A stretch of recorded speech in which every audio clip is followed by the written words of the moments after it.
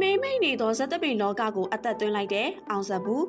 ဇက်တပင်လို့ပြောလိုက်ရင်တင်မောင်ဆန်းမင်းဝင်ဖိုးချေစွမ်းစာနီတို့ကိုပြင်းပြင်းကြမှာဆိုပေမဲ့ခုတလောဆိုရှယ်မီဒီယာမှာတော့အောင်ဇက်ဘူးရဲ့ဗီဒီယိုတွေကစိုးမိုးလို့နေရပဲဖြစ်ပါတယ်။အောင်ဇက်ဘူးဟာဆိုရင်ရုပ်ရည်ချောမောတဲ့အပြင်ကိုအရေးအချင်းလဲရှိတာမို့လို့ပရိသတ်တွေတော်တော်လေးကိုမှသဘောကျပြီးကြိုက်နှစ်သက်နေကြတာပဲဖြစ်ပါတယ်။အောင်ဇက်ဘူးဟာအရှင်ကဇက်ပွဲတွေမှာအရန်ကနေပါဝင်ဖျော်ဖြေခဲ့တာပဲဖြစ်ပါတယ်။အဲ့လိုကနေမှအခုဆိုရင်အောင်ဇက်ဘူးတယောက်ဇမင်းသားနေရာကနေကားပြဖျော်ဖြေလိုက်ရပြီးတော့ကိုပိုင်ဇက်တပင်အနေနဲ့နယ်ရီမှာလှည့်ပြီးကားပြဖျော်ဖြေရာကနေပရိသတ်တွေတတိထားမိလာတာဆိုရင်လည်းမမှားပါဘူး။ရုပ်ရည်ချောမောတဲ့ညနေသားကိုပိုင်ဆိုင်ထားတာမို့လို့ရုပ်ရှင်မေးသားလုပ်ဖို့ပရိသတ်တွေကတောင်းဆိုကြပေမဲ့အောင်ဇက်ဘူးဟာငွေကြောင့်မဟုတ်ပဲဝါသနာကြောင့်ဇက်တပင်ကတာဆိုပြီးအင်တာဗျူးတစ်ခုမှာဖြေခဲ့ပါတယ်။တလောကဆိုရင်ဇက်ကနေစုချရာမှာပြဿနာအသေးအမွှားလေးဖြစ်ပွားခဲ့ပေမဲ့အောင်ဇက်ဘူးကတော့ professional ဆန်ဆန်ဖြေရှင်းခဲ့ပြီးတော့